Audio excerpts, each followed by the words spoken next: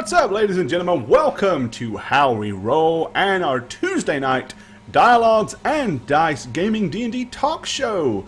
Joining me this evening is a rare spawn indeed. We have from the regular cast, Jane Ivana joining us. How you doing, Jane? Doing well. Yeah, it's been, several months since I've been on a Tuesday night, hasn't it? It really has. Those poor people usually get stuck with Shagget. You understand that, right? For a little while there, they got treated to some spooky goodness, and then Spook's work schedule changed, and now it's Shagget. But yeah, I'm stoked. Hey guys, how are you? All right. Well, we have a whole bunch of stuff we're going to do tonight. We've mixed the schedule up a little bit. We're actually going to have our special guest on first. So if you are, if you're familiar, if you keep up with us on Twitter, we've been kind of throwing this out here just a little bit here recently because we have a special guest joining us this evening. Recently, she was at PAX East and did a fantastic panel. I do believe, Jane Ivana, you were there, weren't you? I was. I fangirled so hard when I found out we would get to interview her. So. I know, and just how that kind of happened was remarkably bizarre, and it's a strange story, the fact that it kind of occurred while our guest was at PAX. She tweeted something out. I thought that would be a great person to have on the show, and asked her if she would be kind enough to attend, not realizing that she was literally doing a PAX East. At that time she was there. Jane was at PAX East watching the panel, which was kind of crazy. But it all worked out fantastic. So, if you will, we are going to go ahead and move into our first segment and introduce this person to you. I think that it's going to be a very interesting show this evening. Lots of good information, and I think it's going to be something that a lot of you can kind of relate to, and definitely can gather some valued information about the aspects of gaming that you guys typically don't really kind of get to see. So let's move on to our first segment. And that is not the right one. What did you do? I was about to start the wrong. I got them all lined up, and I altered the lineup, didn't I? No, You had one job, Gore. One job. That's all you had. Plus the other 30 things you had to do. Right, there we go. Here we go. Special guest.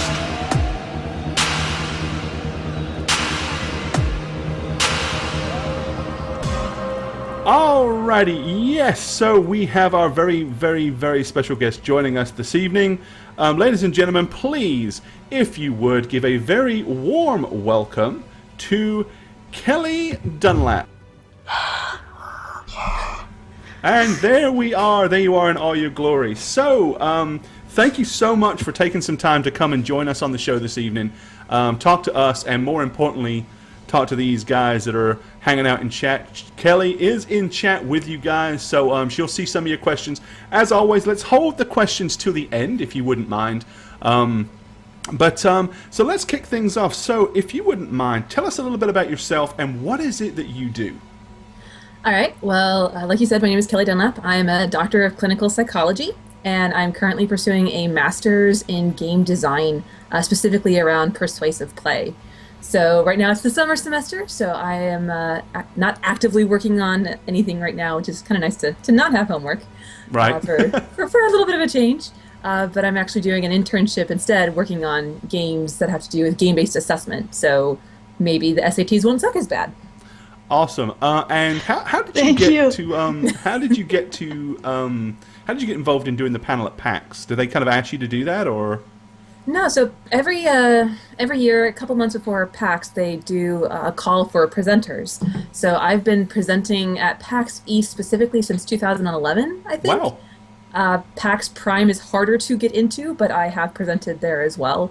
And then this past March, I just presented for the first time at the Game Developers Conference, which is the grand poobah of all nerdy game academic, people geeking out over p-values kind of thing. So. Yep, every year I pitch different ideas to PAX East. Sometimes they take them, sometimes they don't. This past year they took 2 of mine. So that's fantastic. It's really great. King of Tokyo, thanks for that follow, buddy. Okay, so why don't you go ahead and kick things off, Jane? Sure. So here at How We Roll, we play Dungeons and Dragons, clearly. So there's a lot of people here in our community that I've gotten to know really well, have become friends with, and a lot of us have mental illnesses, including myself, including some cast members of the show.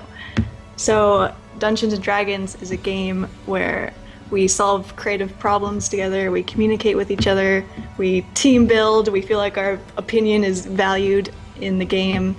So what's your background with any role-playing games, if you have any, and do you actually utilize them in the work that you do? So most of my experience with RPGs are digital, so video game based. Skyrim, I can't even count how many hours I have sunk into Skyrim. I will be totally honest, I have played Dungeons and Dragons once in my entire life. That said, I've actually done a lot of research on it, so I'm sure that kind of sort of counts. Yeah, it counts. But the idea of role-playing in general is actually something that we do as psychologists. There's actually role-playing therapy. And it's not always with D20s and, magical loots to beat down dragons or anything. Right. But it is something that psychologists in general use. And I know when I'm working with individuals who are pro-game, or at least game savvy, being able to have them think about a problem as, as crawling through a dungeon, overcoming involuntary obstacles is actually really, really helpful. So I've done nothing so formal as like an actual RPG with a client, but I've used Skyrim to talk about body issues, because you have those sliders, and you can make somebody really, really big or really, really skinny, and it's really interesting to see how people see themselves. So if you ask somebody who has maybe body dysmorphia or anorexia, bulimia, to actually use the game slider to kind of show you what they think they look like, that's actually one way that I've used it before. And the difficult thing with RPGs is that they usually take a lot longer than the 45 minutes I have with a client. Right. So little vertical slices every now and then. For homework assignments, I worked at the Veterans Affairs in Washington, D.C., and it had RPG-esque elements to it, as in every week I would give the veterans their quest for the week, where they had to practice one of the skills that we talked about. So maybe it was counting to 10. Maybe it was, going on the metro and not freaking out, and then they would come back and report, and then they would actually level up in the group therapy. And when they reached a certain level, we had a party. So yeah, that's kind of awesome. So are people hesitant sometimes to use that system, or do people seem excited about it when you mention it? It totally depends on the age. I will throw that out there. The veterans I worked with were mostly Korea and Vietnam vets. And they were not really cool with the idea of a game, but they were cool with the idea of a mission. So kind of changing the wording around to make it more appropriate to your audience. Whereas with kids, hey, do you want to play a game? Oh my gosh, yes. Yeah, and it's one of those things, I guess, you've got to spin it the right way to attract the audience, huh? Yep, it's all about crafting the narrative for the person that you're working with. Gotcha. So we was reading some of your interviews online. We saw that you spend a lot of time working in therapy sessions with kids in particular. There was a really cool story you told about connecting with a young client through Pokemon, I believe it was. Would you mind sharing that story with us? Sure. So I was working with this young boy. He was maybe, I want to say he was about 7 or 8, had some pretty serious ADHD issues, and not the common, I have ADHD, I can't pay attention, but he would sit like this in our therapy sessions. He constantly had to be moving. He constantly had to be fidgeting. It was really impossible to hold him down and just ask him questions that I needed to ask. So I ventured to guess that he liked video games, as most 8-year-old boys do. He told me that his favorite was Pokemon. And so we started talking about the different, Pokemon games. And when I told him that when I started playing Pokemon, there were only 151, he didn't believe me. He thought I was lying. You liar. How could there have only been 151? Who knew, right? I truly lived in the dark times. So, we talked about his favorite version, and so the next week he brought in his DS and I brought in my DS, and we played Pokemon together for about the first 30 minutes of the session. And then the last 30 minutes was more about, okay, let's talk. Let's actually do the therapy thing, and over time we were able to flip it so that he was able to do 15 minutes of work first and then get the 30 minutes of play as the reward, which was a huge step forward for him because that's all about delaying gratification, which is really, really hard for any 8-year-old, much less an 8-year-old with ADHD. And then so after doing this for a couple weeks, I walked him out to his car, and his mother was there, and he got in the car, and so I told her a little bit about how the session went, and that, we had played together, and he did a really, really good job, and he's got some real leadership skills, because he can command his, I almost called it a guild, he can command his gym, and, he has some real potential. He's really good at teaching me, because, again, I haven't played since there were 151, so I'm a little out of date. And she told me, I'm so glad that somebody plays with him. I just can't understand those things, and I just don't have time for that. It broke my heart. Like, this is something that is so important to him. This is such a huge part of who he is and what his friends do, and it can be so helpful. I mean, have you tried playing Pokemon without doing math? Right. It doesn't work. Don't talk about math and gaming on this show. It's like when it comes to math, of course, D&D is a lot of math. And when we start throwing modifiers around, you can kind of watch people. We're like 8 plus 4 is. Okay. Let me get my toes out so I can. Right, that's it. Yeah. But so that's just one of the stories I have of using video games to help get through to kids, and I will never forget it. That was a couple years ago now, and I can still remember pretty much everything about him. Well, when we were pre-talking before we actually went live here. You mentioned that there was another story as well. Because that was a really interesting story. I got to be honest, I'm intrigued to hear the Minecraft story. Okay, so we'll call him little Mr. Minecraft.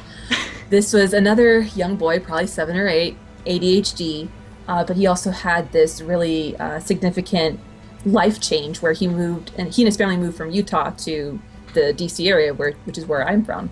So he's dealing with the loss of his friends, the loss of like his grandmother, who he was really close with. He's in a new school. It's a really hard transition, even for the healthiest people. But he loved Minecraft, as most young people do.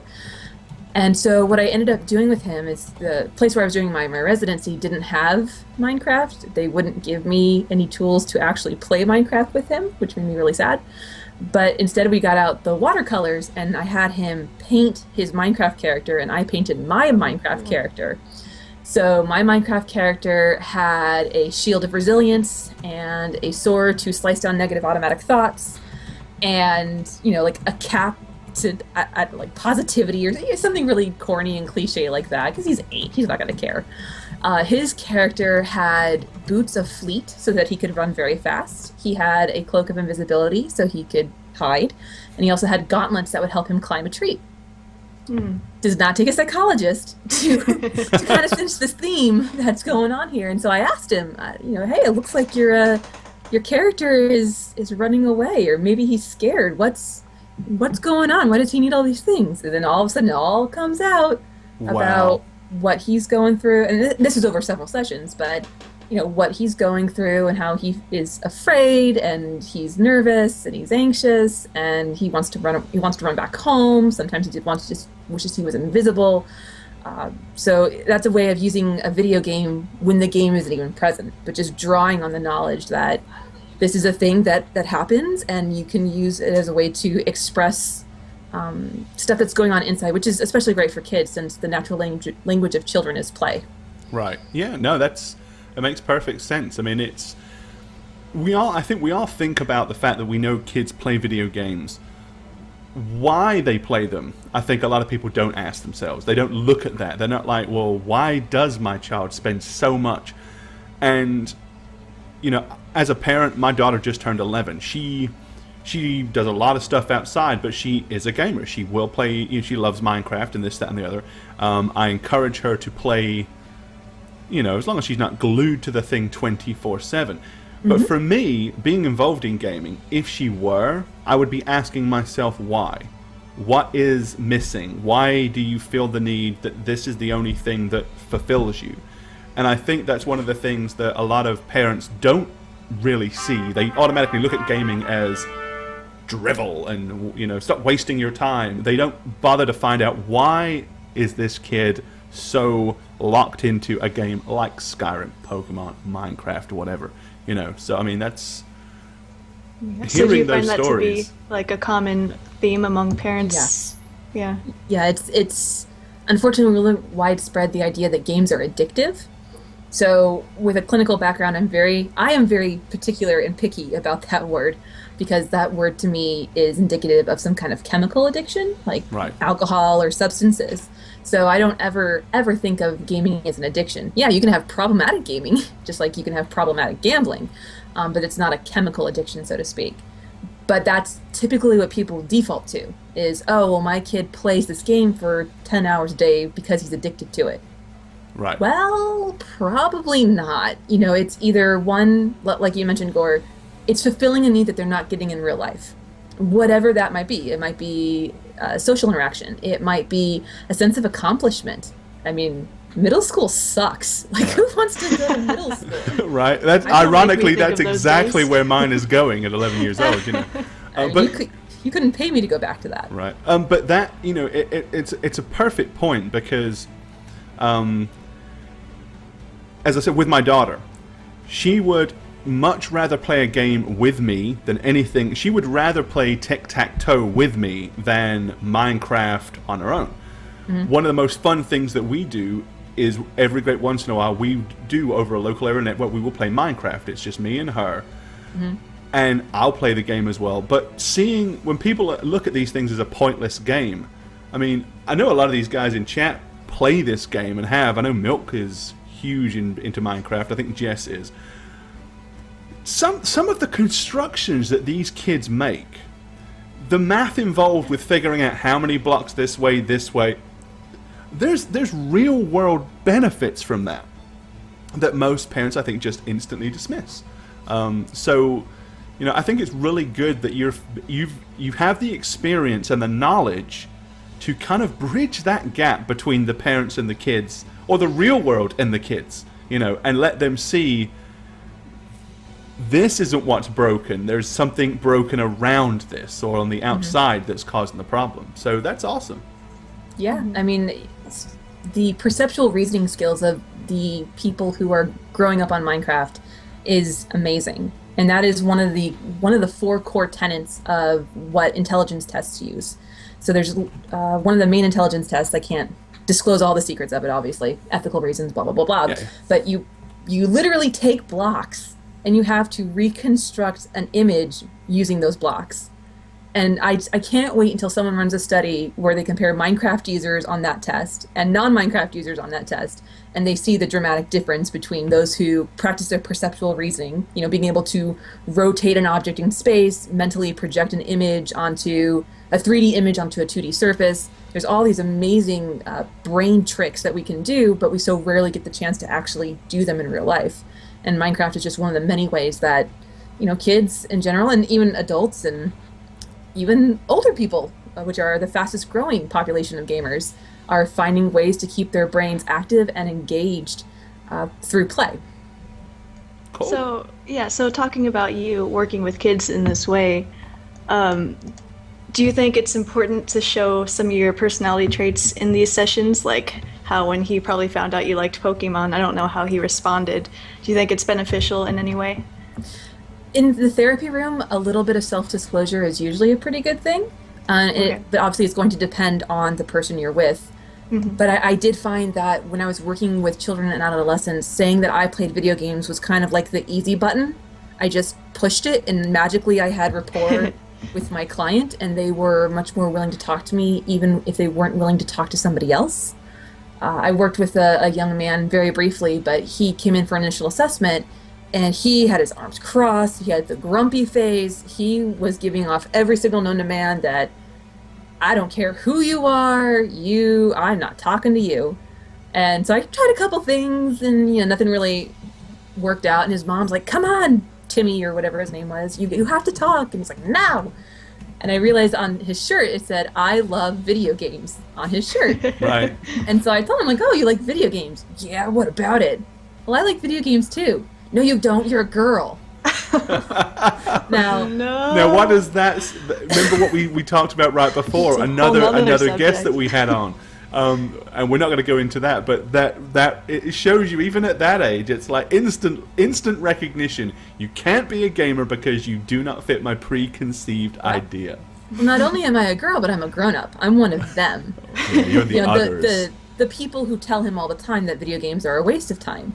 And I'm not saying it was my finest moment as a clinician, because typically we're not supposed to be reactive. You're supposed to remain calm and cool, but calling into question my gamer cred ticked me off. And so I started laying out, my gamer knowledge. And it's like, really? Because are you playing Halo 5 right now? Or no, this was before that. It was Halo 4 at the time. Started talking about my levels, my ranks, my my Skyrim character, that I'm an Xbox MVP, so I work with Microsoft, I own an esports league, I do all of this stuff. So come at me, kid. And all of a sudden, my mind was blown, and he didn't want to leave. That's awesome. So yes, being able to disclose that to clients and others can be really helpful. Like at PAX, talking to people as a psychologist who plays games, I know a lot of people find that validating. The idea that you can be a successful grown-up person who adults and still plays video games, and that's just normal. On the other hand, professionally, it can actually be kind of dangerous. I was actually warned many times when I was going through doctor school and whatnot to not tell people about my interest in gaming, because I would be seen as unprofessional, as childish, and as not serious. So it can be a double-edged sword, which I have tried to wield very, very carefully. Right. Yeah, I could definitely see that. So it seems your biggest focus right now, it's not so much how video games affect the brain, but it's how the brain can affect the video games. That being said, in your PAX panel, you focused on what games designers, what games design can tell us about mental illness. And I think you named a number of video games that took mental illness and tried to give the user an immersive experience as to what certain symptoms felt like. Can you talk to us about that and a couple of your favorite of those types of games? Sure. So, disclaimer, I have not played through all of them, because that would be pretty much impossible in all I do with my time. So I don't ever want to pose as having played a game that I haven't. But I think the most interesting game I found was Sanity's Requiem, because it actively tried to make the player feel like they were experiencing... Wait, or was that Sanity's Requiem? I don't know. Was it Requiem? Or was it Eternal Darkness? I think it might be Eternal Darkness. Eternal Darkness. That's what you're thinking of, yeah. The other one. Yeah. It's I think it's called Eternal Darkness Sanity Requiem, I think. Okay, there we go. I got it. All of it. all of the above. So the idea that at some point your TV would just turn off, or it would seem like your TV turned off. And as a player, that's not something that's normal. There was another part where it would only give you the option to erase your saved games. Even though that was how you actually had to progress, the idea that you're 20 hours into a game and it looks like the thing has glitched. For anybody who grew up on the old Segas, that was a thing that actually happened. Oh, yeah. So the kind of panic, the terror, the emotional response to having your game manipulate you back, I thought was really, really fascinating, and something that I would love to see more games do. Right. That's kind of a really... It's a concept that, it's something that is different. It is something that's new, that nobody else is really, I guess... I don't know of any other games that have really tapped into that concept yet. Other than something like Five Nights at Freddy that just tries to scare the crap out of you. Yeah. But other than that, it's like... There's some biofeedback games that are made with clinical implications. So a game like Nevermind, but you have to obviously have the biofeedback technology. So something that's monitoring your heart, something that's got your pulse, the little finger clip thing, something that's measuring your breath on around your diaphragm.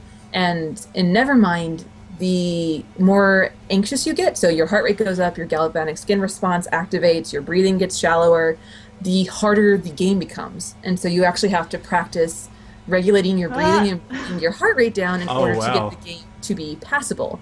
So that's a really interesting way of tackling those kinds of issues. But again, that one is very much more clinically based. And I know I don't have a biofeedback kit sitting around. Right. I wish I did. That sounds intense. But I also think that VR has a lot of potential in this space as far as, especially with the new stuff coming out, with the new VR headsets and stuff. I was about to ask you that. Do you see the new VR headsets that they're bringing out, Oculus and all that stuff, actually having a strong benefit in your work? I would love to have an experience of what it's like to hallucinate. So without actually having to either hallucinate or take magic mushrooms. So I'll just throw that out there. Because I know in my clinical training there was a time where we put in headphones and it simulated what it was like to have auditory hallucinations, which was incredibly creepy, but really, really informative. And I would love if VR was able to do something similar where it maybe replicated visual hallucinations, or it is able to somehow portray the world in the way that somebody with a mental illness sees it. So, Right. for example, people who are depressed figuratively and literally see the world in shades of gray. Like instead of rose-colored glasses, they have gray-tinted glasses that nothing ever goes the way they think it should. And that's one of the symptoms of depression. Or anxiety, the idea that what you are afraid of is everywhere. And you either have to confront it or learn to manage your responses to it. So it has huge implications for exposure therapy. And right now VR is being used extensively in the military to help veterans with PTSD, because it is unethical to send people into a war zone to desensitize them From a war zone, right. to bombshells. So not ethical, not going to pass IRB, but you can send them into a virtual reality simulation where they feel like they're there. And I've had the opportunity to use quite a few of these VR experiences, and even though I know in my head it's not real, the ancient primordial brain is like, whoa, no, we're not doing this. There was one in particular at PAX East, I think 2 years ago. They would pay you like $10 if you would jump off the Grand Canyon. So you put on the headset, and the Grand Canyon is in front of you, and you're on the PAX floor. You know you're there. All you have to do is jump, and nobody could, because Wow. that ancient Really? part of the brain was like, nope. We're overriding logic. We're That's overriding awesome. everything. We are not doing this. Right. That's really interesting. So going with what you're currently studying, so you're in Washington, D.C. right now at American University Yes. in the Masters of Game Design program. Yep. So I was reading about your main focus of what you're actually doing there. It says you're creating a well-rounded game designer with an understanding and interest in developing social impact games. So what does that mean in the context of a normal day of work for you? Like, how do you go about influencing a game designer to construct a game in this way? Well, I'm actually one of the students. I'm a fellow, so I'm not doing Fellow, the teaching. okay. I am the one being molded. But part of that is you do everything. Now, I do not have an artistic bone in my body. I can't color inside the lines. I failed kindergarten. It was awful. So when I had to take art pipeline, which was every 2 weeks I had to produce a different kind of art style. So we started with 8-bit retro, and we learned pixel art, and then graduated up to like environmental art and digital art. And I also had to take a class in 3D modeling. So not only am I not an artist, but now I have to art in 3D space. And that was incredibly challenging. And I don't think I've ever cried because of a class before, but that one I went home and just sobbed tears into my keyboard because it was so difficult. But then there's other classes that I took. One is specifically on research methods in gaming. So reviewing the research and how do you read research? How do I research? Which for me was super easy because I just finished my doctorate. So, but for Kind of had everybody to else, do a little bit of that to get there, right? a little bit. But for a lot of people, I know it was really challenging for them to sit down and read an academic piece filled with jargon, take it apart, and really understand what it was saying. There was another class I took, which was Games and Rhetoric, which is all about what are games saying when they're not saying anything. It's very fluffy philosophy kind of thing, but you really do get to appreciate what it's like to be a game designer from all angles. So whether you are producing the art or the audio, or you're doing the research on the game, or level design was one of my favorite classes. How do you make a game like Mario that does not require any tutorial versus something like Titanfall, which is tutorial. That is your first experience. Yeah. Well, so that's when what- doing your research when you were doing your doctorate, I remember you saying at your panel that you only found one article, right, that was on game design and mental illness, and that was about Arkham Asylum, correct? Yes. Which felt like a cop-out. Like, were you surprised at how little you found on the subject? Yeah, I was actually really, really shocked that there was not more out there, even just not even like empirical pieces, but just even think pieces on the idea. Because there's tons of think pieces about the representation of women or minority characters or things like that. And the fact that there was nothing out there about mental health in general, much less specific mental illness, really, really shocked me. Wow. I think it's kind of, it's strange. We all have a preconceived idea about our own gaming. Like, I play a lot of video games, but since I started running Dungeons and Dragons, which has always been my passion, on Twitch, this is more or less my gaming outlet. This is what I do for gaming now. It's running D&D. But it fulfills that exact same need, but in a much more broad scope, because games like World of Warcraft, mass multiplayer online role-playing games, they allow a certain amount of personal interaction. But it is still very much chat or, you know, people using either, you know, TeamSpeak, Ventrilo, something like that. When we're playing, we're directly communicating, you know, with a group of people. And that's something, whereas Roll20, which is the platform we use, is a virtual tabletop. You stop and think that any typical pen and paper game requires everybody to be sitting around a table and socializing, which requires you to have a group of friends in your neighborhood with the exact same interest of you willing to do that. And I know an awful lot of people struggle to make that happen. What we found is, of course, I mean, if you look at our cast, we are Canada, Florida, Houston, Cincinnati, New York City, and yet all of us come together a couple of times a week and spend 3 or 4 hours in each other's company and play this game, and other people watch us do it. And I mean, we really do get emotionally invested, and our viewers get emotionally invested. We have had people crying, we have had laughter, we have had every emotion you can think of.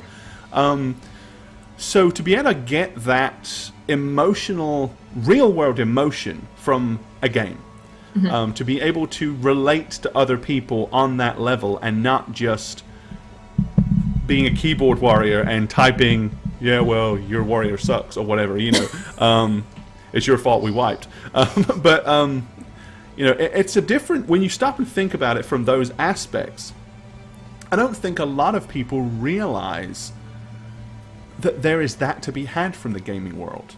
Most people view it as individual personal satisfaction.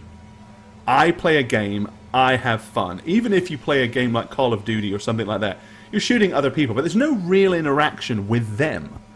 You know, it's your avatar shooting their avatar. You're oblivious to them. We really know each other, and we have gotten to become, you know, in some ways pretty close with this cast. All of us are kind of like a weird, dysfunctional family. So that's something that I would love to see larger in video games, where the video side of things was brought more into the game to increase the social interaction level, because then it almost is as good as walking outside and hanging out with a group of people. So if you have people that have major social anxiety, I could see it being a great segue, almost like a stepping stone, to be able to improve on that aspect and get to the point where they can deal with people in the real world. Because the great thing with this is, when I've had enough of Jane Ivana, I can shut her off. Bye. And she's gone. I don't have to, so if I start to feel pressured or whatever, I can kill it. In real life, now I have this social awkwardness because you're there. I can't just walk away. You know, it's... Well, you could. It'd just be very awkward. And, well, you know, I'd be sad been there, about it. done that. I mean, can you see that there would be some application for something like that, to where something like the Roll20 thing that we use, as I said, like a virtual tabletop, which brings everybody together to play a game, but then you are still responsible for the personal interaction to play that game. I think To answer that question, absolutely yes. I mean, I think it's fantastic, the community that you guys have, and not only are you coming together as the party, but then you include your community on top of that. And I think Twitch is a fantastic vehicle for increasing the social dynamics that gamers experience, because now you can all go to one place and share one screen and really, really be in contact with one another. I will push back against the idea that digital games like Call of Duty don't have that aspect, because as a die-hard Halo player, some of my best friends that I keep in contact with on the regular, I do it over Xbox Live, because we go into fire teams together, because we play Griffball together, we play in the leagues together. These are things that you build those friendships around. Like, I've been to their weddings, and they've tried to name my child Little Booger Snot 69. It's those kinds of relationships, I think, happen, and it doesn't really matter the avenue through which they occur. Gotcha. Now, you certainly can have people who are like, I'm not talking to you, and mute and are butt nuggets or whatever. I don't know if I can say that, but yeah, you can.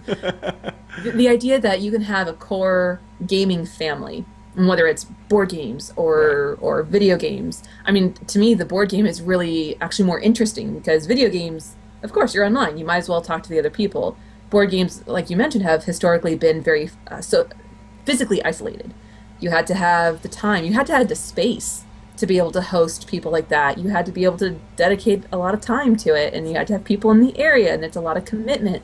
And, life happens. So the fact that you guys are able to connect over something like D20 and through Twitch, I think is really fantastic, and it helps to drive home what I believe to be just kind of the truth about video games, is that they're inherently social. And even if you're playing a single player game like Skyrim or Fallout 4, they're still social, because the probability that you go and talk to somebody else about how you snuck through that dungeon, or you took your two-handed Wuthrid and just kicked down the door instead, it's still a very social. No one plays a video game in isolation, or a board game. I don't want to be digital biased. Gotcha. No one plays a game in isolation. Yeah, I talk to the Skyrim characters anyway. Like, when I'm actually playing the game, I have dialogue and expect them to answer back, and they don't, which is really frustrating. And I'm talking about not in the game, me as a person, like, actually trying to talk to the NPCs. Yeah, I do that. I find myself doing that. So we have one last broad question for you, and that is, what do you love most about the work that you do? Oh gosh. Or a few things that you love. It's a really challenging question, because I don't have a monolith of work. I mean, right now my major work is being a student, and I love that I get to just design games, and then I can make whatever I want, and I am my own boss, which is really, really nice in that regard. But overall, I think it's kind of cliche, but the fact that I get to help people, which I guess is why I probably became a psychologist. But the perfect example is finishing up the panels at PAX, and then there's always a ton of people that want to come and talk to me afterwards. And sometimes it's questions, sometimes it's to say, hey, GG, thanks for that. But every now and then there's somebody who I feel like I genuinely touched or genuinely reached. There was a RTX, which is the Rooster Teeth convention, I think it was last year. And there was a guy who waited over an hour to talk to me. And he said, thank you for the panel. It was specifically on gaming and mental health. I have really bad social anxiety, and I just wanted to say thank you for letting me know that it's normal. I'm trying really hard. And I asked him, do you realize that you're at a convention with like 20,000 people? Right. And he went, and ran. He started to tear up. I started to tear up. And so moments like that, I don't think I would trade for anything. They definitely give me the goosebumps, which I have right now, thinking about, you're not weird, you're not malfunctioning, there's nothing wrong with you in those kind of terms. I mean, there's things that you struggle with, but everybody struggles with something.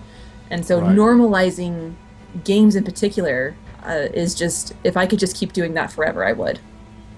I think everyone is really liking that you said that right now, so we feel, a little less, bad about ourselves, and this community is strong. And brief intermission, my computer's about to die, so I should go plug that in. Yeah, so that's a good idea. Okay, go ahead. Feel those good feels. I'll be right back. Okay. Well, that's actually perfect timing because we're fixing to kind of open that up for chat. So if you guys have any questions that you would like to ask Kelli, now is the time to do it. Sleepy Hollows, thank you for the follow. And Meeps and Peeps, thank you as well. I think I missed you a little bit earlier, so I do apologize. So let's go ahead and start getting your questions in. Now, these questions, we're not doing the main Q&A yet. This is specifically questions that are For Kelli related. Yes. So if you have questions for Kelli, ask those. Now is your opportunity. There's some good ones already. Well, Right. And we probably From won't get MC. all of them, so let's go ahead and I'll field some out there. Let's have a look here. Okay. So MC11 says, Kelli, what's Yes. your take on video games and aggression in adolescence? That's a good question. That's a very popular question. I bet it is. actually. So there is a ton of research out there about video games and violence, and particularly in young adults, because anybody under 18, it's really, really hard to get permission because they're underage. But most of the research out there is kind of like, we don't know. So there's two really distinct sides. There's like Bushman and Anderson and Gentile, who are all guys who say video games are bad, they increase aggression, they increase aggressive thoughts, aggressive behaviors. On the other hand, you have people like Andrew Shabilsky and Chris Ferguson, and I don't know his first name, but Adachi, who are like, no, not really. There's absolutely nothing supporting this. Your study is poop, and your analysis is also poop. And I bias definitely towards the latter. Last year, the APA released a violence task force that definitively said playing violent video games makes you more aggressive. Okay. Which makes me very sad. But what made me happy is that over 200 psychologists wrote a letter in protest of the APA's finding, the American Psychological Association, of their findings. And again, citing things like the articles that they used in their meta-analysis were not good. The actual meta-analytical statistical methods that they use are not the gold standard. They're not sound. The way in which they picked the articles was suspicious. Two of the people on the task force had previously written large amounts of journal articles about how video games do cause aggression. So there was a level of bias. So they also called bias. So it's one of those things that I think it's cyclical. You'll guys get a kick out of this. Dungeons and Dragons was considered a cult in the 80s. Absolutely. The phonograph was. I led many cults back in the 1980s. The phonograph was going to take our children away from their schoolwork. The printing press was going to overwhelm our brains with too much information. And the pencil is useless because... This is Plato saying this, by the way. Plato, not the cool, fun stuff, but like the old dead guy. That he hated the pencil because you couldn't have rhetorical conversations. So if you wanted to... and it was going to ruin our brains because we wouldn't have to remember anything anymore. And the only reason we know that is because somebody wrote it down. So there's always a boogeyman around the corner, and especially when it concerns children and adolescents, because we always worry the children. But there's a really fascinating history if you're interested in pinball, how pinball was erotic, and if you wanted to be a bad boy in the 1930s and 40s, right, you played pinball, and you were. The Who have a lot to answer for. Yeah. Oh no, that was scandalous. So. Part of it is that we always worry about what the next generation is doing. Another part of it is parents are always going to worry about their kids, which is not a bad thing. It's a pretty important thing. And I think one thing that's really important now is the idea that the information can be disseminated so quickly. So, for example, Columbine was not the first mass school shooting, but it was the first one to blame video games for it. Right. And that was around the time of the 24-hour news cycle. That was the very beginning of the internet. And now you have social media and other ways of distributing information which would not have been available in the past. So again, the internet double-edged sword there. So I guess the long story short is there is no conclusive evidence that adolescents playing violent video games will lead to them becoming more aggressive or violent. Gotcha. I guess, if... Nice summation. Yeah, it makes a lot of sense. I mean, if they have inner aggression, they may play aggressive games, but the game is not responsible for the aggression in the first place. Right. It's Right. kind of the idea that, yes, I can play Call of Duty, but that does not mean I know how to shoot a fully automatic weapon. Right, exactly. It The does- Snuggler asks, have you had any experience with games helping with autism? Helping with autism, oh geez, not personally. I know that there is a game called Autism, and it is an autism simulator. So it helps in the concept that it can raise awareness and empathy, like being able to see the world the way somebody with autism sees it can help, generate empathy and sympathy and just a kind of an understanding of what they're going through, the fact that they don't see the world the way that we see it, the way that they don't perceive external stimuli the way that, say, we do. So that's a positive. But as far as one for a game specifically targeted for autistic kids, I can't think of one off the top of my head. I personally have not used one. That doesn't mean that there's not one out there. Right. But yeah, autism is one of those areas that you typically have to be pretty specialized and interested in, and that just wasn't on my radar. So I'm sure there is, and if you find one, I would love to hear about it. Cool. Butter Knives says, Kelly, do you feel there are any negative influences in the boom of streamers and child audiences? And I guess that would transcend not just on something like Twitch, but also to YouTube as well. There's always going to be a flip side of the coin. I don't think there's anything in this world that is inherently good or inherently bad. I think it's all in how we use it. So if you think that your 5-year-old should watch PewDiePie and then he has some kind of bad behavior at school, I don't particularly blame PewDiePie or YouTube for that decision. When it comes to children, I am still very staunchly of the idea that parents need to be involved. The research supports that as well, that when parents and kids play together, everybody benefits, as opposed to your kid in their room by themselves watching for hours and hours and hours. So it's a matter of moderation. It's a matter of mediation. So I'm sure there's a negative side to it, but Twitch is a very interesting phenomenon that researchers really haven't touched yet. Right. But from my personal experience, even parents that I talk to have said that they think it's really cool because when their kids are watching YouTube videos, it's usually tutorials or it's something like a tournament and they're watching professional players like you would football or soccer. Right. And they're learning tips and tricks and skills. And one of the cool things that Twitch does do is it allows for the interaction. So the fact that you could talk to somebody that you look up to, as opposed to, I'm never going to talk to Eli Manning. I wish I could. Right.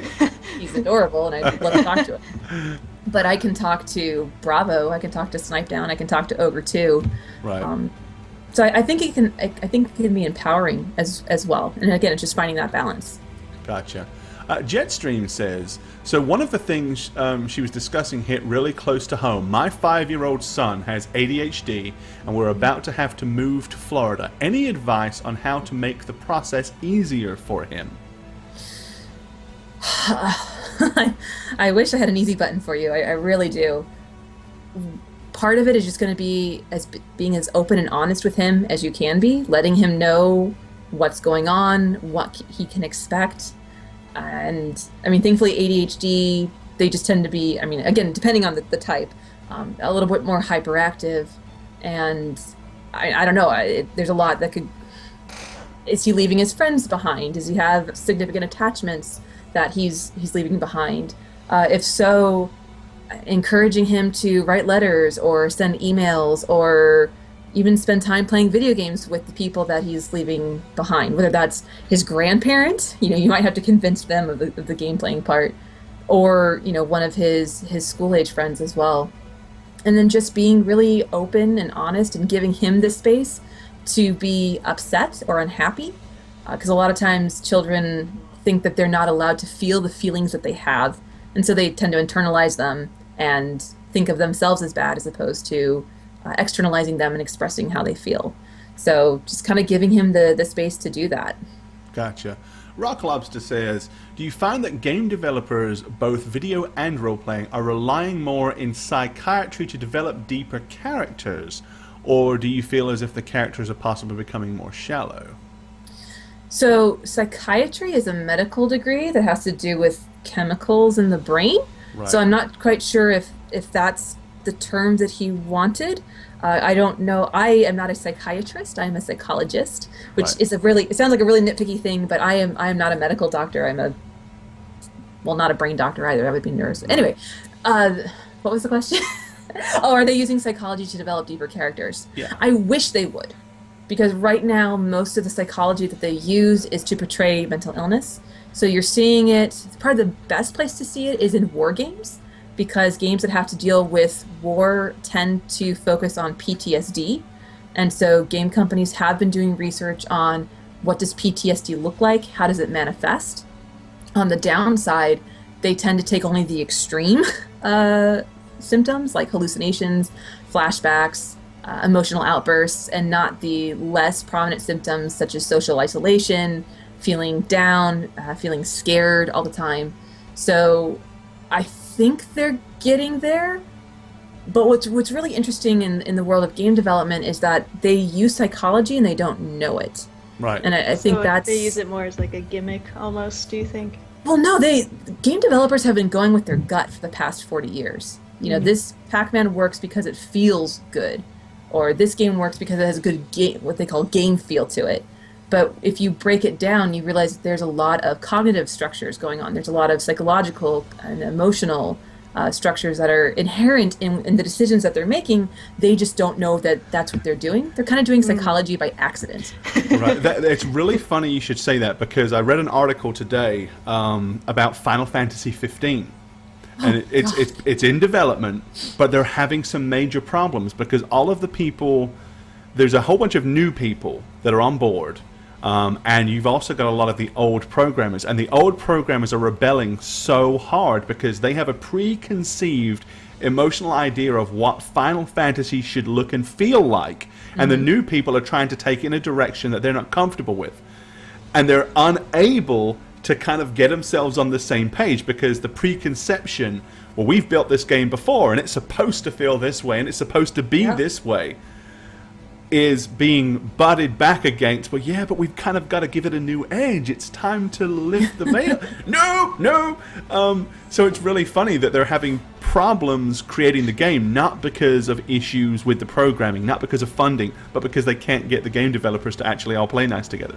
So that's kind of, it was curious. Yeah, the old guard versus the new guard. It's across any business really, but you know, the old guard, you know, they were flying by the seat of their pants when they made Pong. You know, a lot of their success came as happy accidents, and now you see game developers trying to replicate those happy accidents, which is a million times harder. Right. So they're coming at it from a little bit more of an academic perspective. They're also coming at it from a more financially wizened perspective, because the price of making a video game keeps going up, but the price of selling a video game keeps going down. So Right. they're trying to do more with less, and then they come up against these OGs who are like, well, in my day, we just made it. So What's your problem, right? Are you, MC says, are you aware of any research involving video games' effects on neuroplasticity? Ooh. That's a big word, MC. Oh, it's not so big. It is for him. Neuroplasticity. No, I'm kidding. Oh, wow. Right. Ooh, get some burn cream. Yeah. Okay.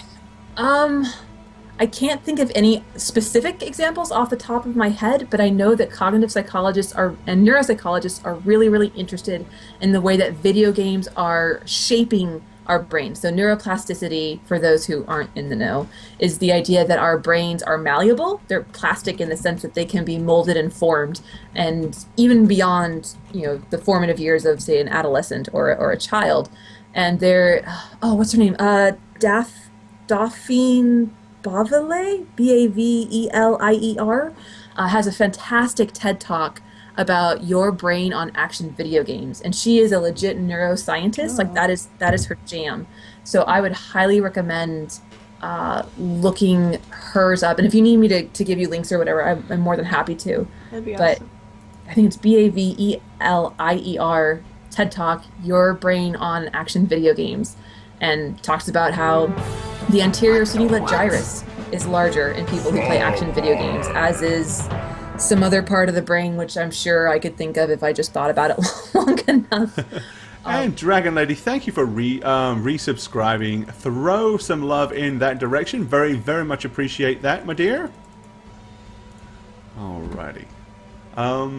Alright, we have got time for maybe one more question. Let's make it the last question for you guys, for Kelly. And then is there like a rapid fire round where it's like, yes, no, maybe? There should be. Let's see who's going to get in with it. Last question. And of course, you're going to wait 15 seconds now. Yeah. Yeah. Well, Twitch latency. Right? Gotta love it. And then you can get off to your exciting TT. Yeah, my Taco Tuesday. They're waiting for me. I do want to shout out though. I was looking through the chat and somebody mentioned, yeah, well, how often do parents actually look at ESRB ratings? 80% of parents. So there you go. There's your number. There's your answer. most parents do. Kelly, will you play D&D on Howreroll? Oh Lord, I don't know. We would happily have you, but don't feel obligated to say yes. I don't know if you're ready for this noob. Again, I've played once. Wow. When I started Howreroll, I had no idea how to play this game at all. I'm not saying no. So if you have like a noob night, definitely. Hey, we sometimes have one-offs. Where we have like some of our viewers, subscribers will come and play, and I'll run games for them and stuff like that. So that could be a thing. Yeah, definitely. If it's like a one-off kind of. Sure. Yeah. I mean, obviously, we don't expect you to saddle up to 6 hours of your life every week. Oh, okay. I thought you were going to question my commitment. Because I'll do it. Darn it! Don't you dare question my commitment. If you were a real gamer, you would. Oh, see, there you go. There you go. See, that's how you do it, right there. It's like that little boy. That's why I'm saying it. Yeah. Yeah. But yes, if you have a one-off night, please, I would. That would be fun. We should do that. So, did you really get a scholarship from Twitch to study? I think that's so awesome. That is awesome. I was just looking that up. Twitch, you did something right. Well done, Twitch. Good job, Twitch. That's awesome. I think that was 5 years ago, and it was the only time they did it. Really? It was really depressing. They opened up a window, and you just happened to be there, ready to dive through. We're not doing this again. Yeah. Well, no, I even wrote them back last year. I said, hey, I just want to let you know, for your follow-up, I finished my degree, and this is what I've been able to do. Thank you so much. And they're like, ah! That was literally their reaction. They should do it again. I think they should. But there's a bunch of colleges now that offer esports scholarships. Really? I didn't know that. Yeah, it's a new big thing. We're finally catching up to South Korea with that. South Korea knows what they're doing, so. The problem is that their scholarship is going to take forever to load and will crash halfway through their first semester. Oh, that is ironically true but funny. Here's your last question from Ninja. Okay. Kelly, I've had people give me crap for having fake internet friends. Fake internet friends. Right. What's your take on the relationship built online and their effects on people? Relationships are relationships. I mean, if you feel a human connection to another person, then who gives a flying F how that relationship takes place? As I mentioned, one of my best friends I met online playing Halo. He lives in Texas. I live in Maryland. We see each other maybe once a year at cons. And cons are a really great example because if you, say, met somebody on the internet and you have friends on the internet, you all go to the con together, and it's like they might as well have lived next door. You pick up right where you left off. So for those people who think it's fake, I think that's a lot of maybe some kind of intrapsychic projection that they've got going on, that they're displacing onto you, and maybe they should really take a look on the inside to see why they feel the need to judge other people's friends. Right, exactly. Yeah, I mean, a lot of the people from chat have met up and become friends in real life. Some of the cast has. Oh, what happened? Sorry.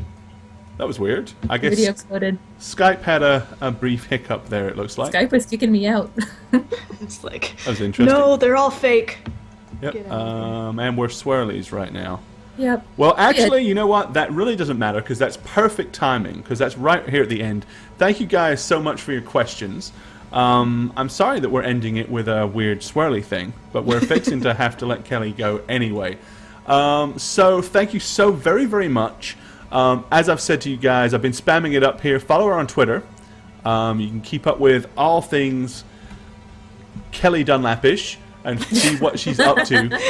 And who knows, maybe we'll get you here on Howreroll sometime here again in the future. That would be fantastic. Thank you again so much for showing up and spending some of your valuable time, and we won't hold you from your tacos any further. Enjoy your Taco Tuesday. Thank you guys so much for having me and for all the great questions from the chat. And if you do follow me on Twitter, either now or later, feel free to ask any questions. Let me know that this is where you guys heard from me, and I'll treat you nicer than I treat other people. And but yeah, thank you guys so much. This is fantastic, and I can't wait to get my noob night in at some point, and you can... It'll be fun. I can dive. At the same time, if you have anything that you want to kind of, if anything happens, if you're doing anything new and exciting that you feel like you want to kind of have a platform to kind of throw it out there, just let us know because we'll always talk to you. Okay. Well, if anybody's going to RTX, which is, again, the Rooster Teeth Convention in Austin, Texas, I have a panel there on game design and what it tells us about mental illness, so you get to hear the whole pitch again. Sweet. Sounds good. That's in July. So awesome. Well, thank you so much, and you have a great evening. Thank you for being here. All right. Thank you guys so much. Dr. Dunlap. Bye. Goodbye.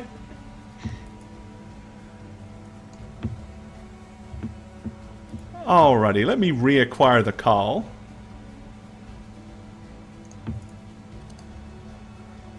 Jane, you're probably going to have to... I'm going to kill the call and start it again. That's what I'm going to do. Sounds good.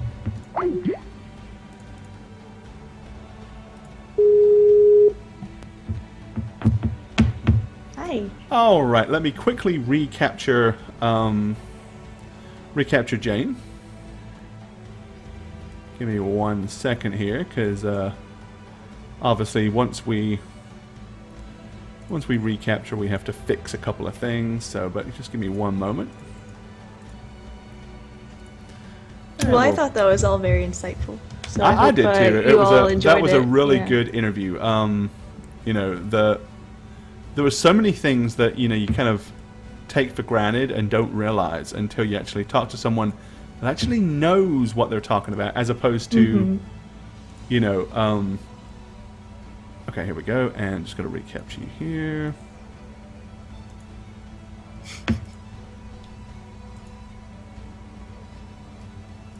That shoulder's looking great. I've got to shrink you down now. Okay. There you go, you're back. Awesome Yay. sauce. Hey guys. All right, yeah. So that was totally cool. I really enjoyed having her on. I hope everybody, I hope if you had questions, I hope you got them in. Because if not, you're sitting there right now. God, I really wanted to ask Yeah, this. or just tweet her. I'm sure she'll That's it. But as I was going to say, but if not, go ahead and throw out some info on Twitter. Tag us, tag her, whatever. And I am absolutely positive that she will answer your questions. So, that was fantastic. Let's move on to our second segment for this evening. And we will give you a brief recap. It won't take long because we're only 2 episodes in. So we're going to give you a brief recap of the story so far in our next segment this evening.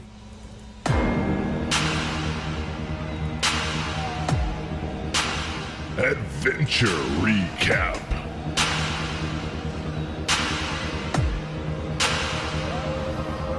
The Adventure Recap. Jane Ivana is going to attempt to recall everything that has happened on the show so far.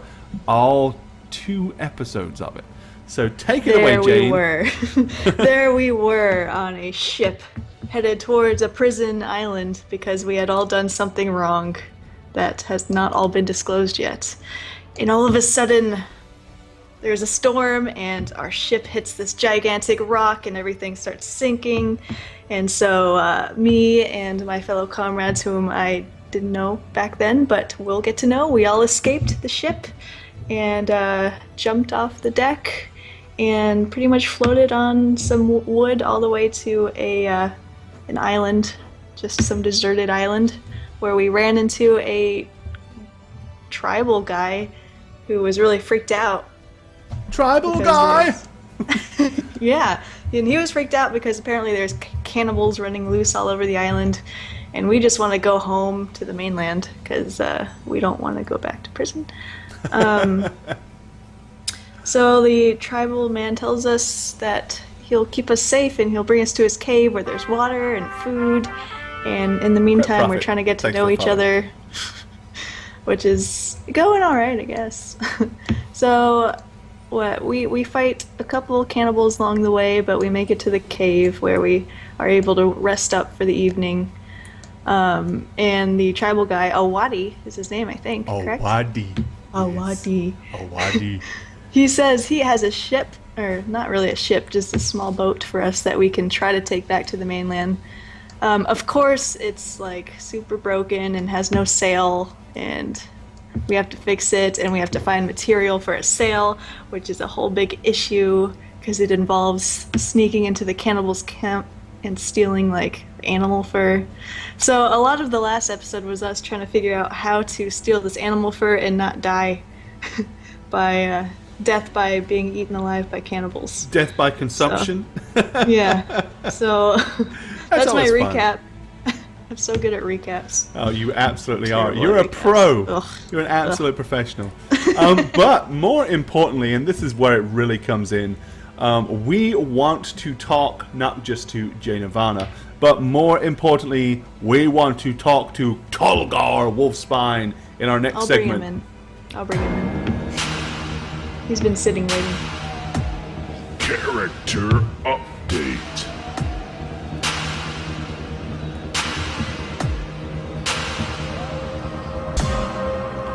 The character update. So this week we are talking to none other than, there he is in all of his glory, Tolgar Wolfspine, the massive human barbarian in D&D. So let's kind of just give you guys a quick perusal of Tolgar in more depth so you guys can understand. So we're playing 5th edition, as you know, and Tolgar is currently a level 3 barbarian. On Howreroll, all of my players have to roll their stats. We don't do points by, and we don't do like a stat distribution. Not that there's anything wrong with that, but we just like the possibility of somebody having crap stats to roleplay or great stats to roleplay, Yeah, and allowing we just want that. Shagget to suffer. Right, that's right. To make him pay, because he can never roll good dice. Even though he's got 20 charisma on this new character, how did that happen? I have no idea.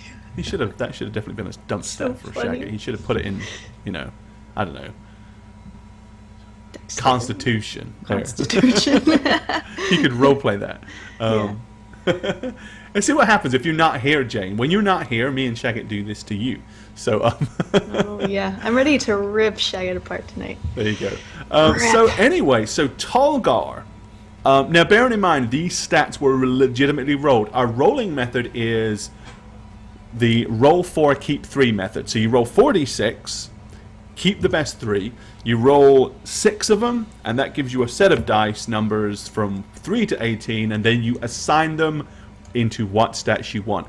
So, Tolgar's benefactor happened to roll an 18 for strength, a 16 for dex, an 18 for con, 11 intelligence, 13 wisdom, 13 charisma. This is, as barbarians go, this thing is darn nigh God's gift to, barbarians. So he is a beast of a man. Absolutely. Dice Chris, thank you for subscribing. Thank you. I'm glad you're here. Give a man, our new cast member some hyped up love. Oh yeah. Thank you for showing up. Here we go. Take Dice, your just pants take off. your pants off. What are they doing still on? That's it. So there we go. Do you offer one reroll like many DMs do? Nope.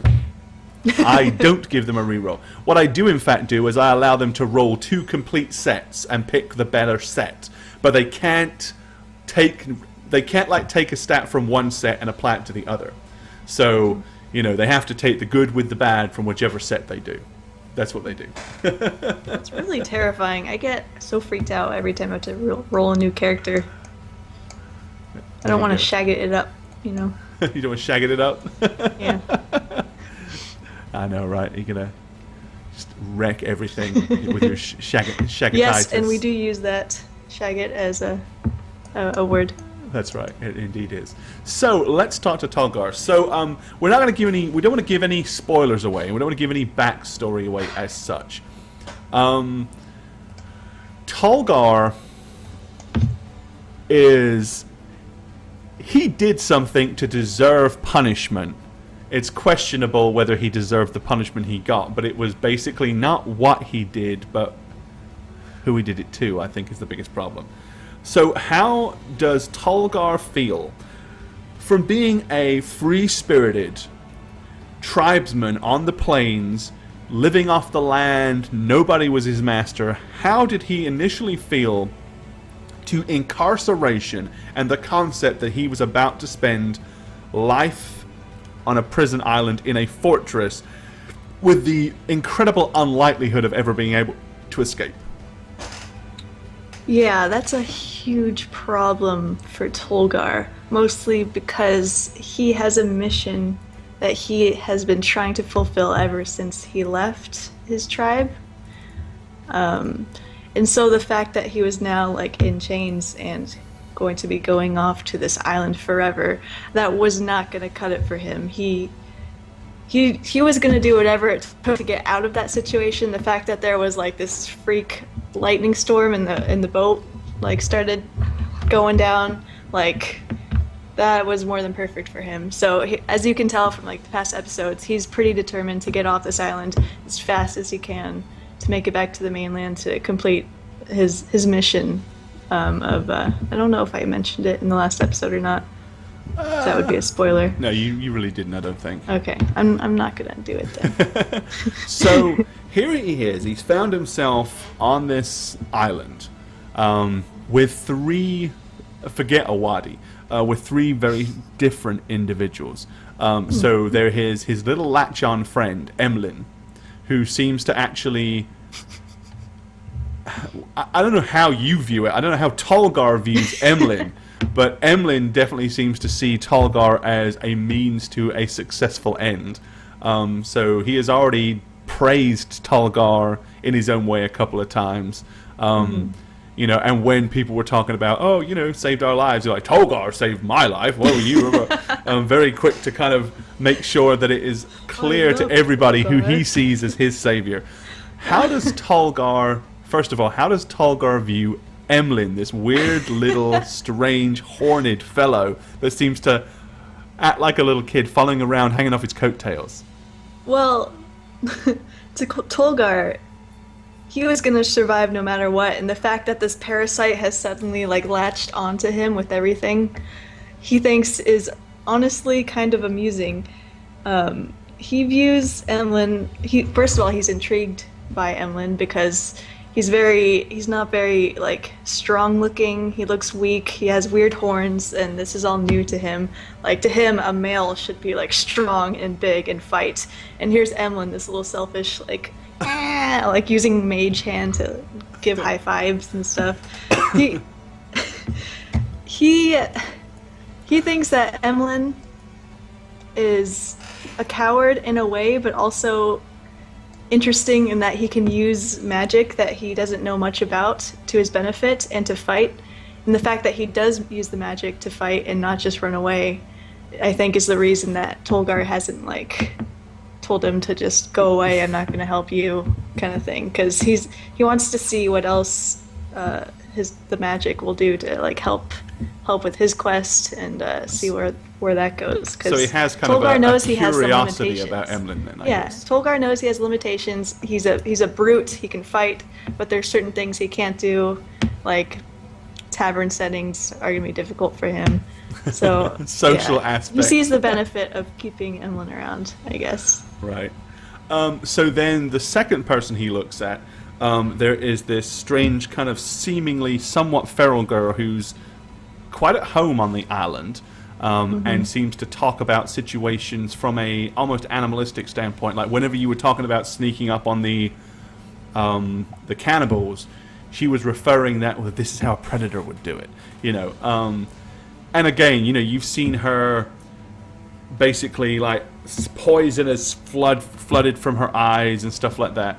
And there is this owl that she seems to have great affinity with, which I think you probably have some understanding a bit maybe about that. So how does he view Liv? How does he look at the druidess right now? Well, so far he doesn't know too much about Liv yet, but he can tell that she has some strange connection with animals, which if you look at Tolgar's character sheet, you find out that he's following the totem, the path of the bear right now. So he does have also this relationship with animals, and he's not sure what hers exactly is. He knows that it must be kind of different, but he kind of respects that understanding that, like, she kind of gets like the whole animal thing, and he's okay with that. So he'll learn more, and the fact that it's a girl, it's a woman. He's not used to them fighting and doing stuff like that either, so it's a little shaky. He doesn't know how to like talk to her or anything yet. Gotcha. And then there's the last one, which is Miss Lilith Edenwood. I didn't want to try to go into any description there. How does he view her? Like this. With big eyes. Like, you know, in a tribe setting, like usually warriors eat first, warriors kind of get the best of everything, and then it's handed off to the women and children, you know, because they're like more the caregivers, you know, very, very sexist, I'll say that, but that's where he comes from, that's his background. Right. So to him, he's not sexist. To him, yeah. That's the way of life. Yeah. So to him, to see this like very strong-headed woman take charge of a lot of things, he's like flabbergasted. Like, what is she doing? Like, how dare you? Can she do this? Like, can she do this? Shouldn't she be like off doing something a little less intense? And he hasn't like said anything to her yet. But I'm sure there's going to be some kind of reckoning head-to-head there with him and her. Oh, I can definitely see that. I mean, it was like when Awadi basically gave up his bed for Liv and for Lilith to sleep on, and as soon as that was made clear, Tolgar just went and took it. Like, right, because didn't even care. He didn't it's like, understand, whatever. Like, but I'm the toughest warrior here. I should get the bed. That's just how it is, you know. Right. Absolutely. So in his current mindset, now this is something that we kind of brought out with a very good kind of with a great dice roll. Tolgar has been able to relate to the cannibals in a way that nobody else has. He's familiar with a warrior tribal lifestyle. At one point, it was suggested that maybe you set up some signal fires and try to distract some of them. Another point, it was let's create a fog. And sneak inside the fog, and another point was let's try to make them think that Emlyn is a god or something like that. And Tolgar was very quick to say none of that will work because they're not retards, they're not dumb, they are savage, they're vicious, and if you try that, they'll probably just kill you because they're not going to be in awe, they're not going to. So how does he view the current plans that you guys have? I mean, does he think that this taking on 60 savages is a viable thing? I mean, not from a... I know Tolgar thinks that he can kill probably handfuls of these things, but he's also aware there is a strength in unity and numbers, because that's where he comes from. How does his tribe overcome some of the things that they do? It's not because each individual is so big and strong, it's because they are all so big and strong. What's his gut feeling? Does he think that, like, trying to have a conflict with these guys is the way to go, or, you know? So, Tolgar sees it as 60 members or so of a very strong tribe, a very unified tribe, versus 4 people who barely even know each other and have not learned to fight together or to think together in unison as one.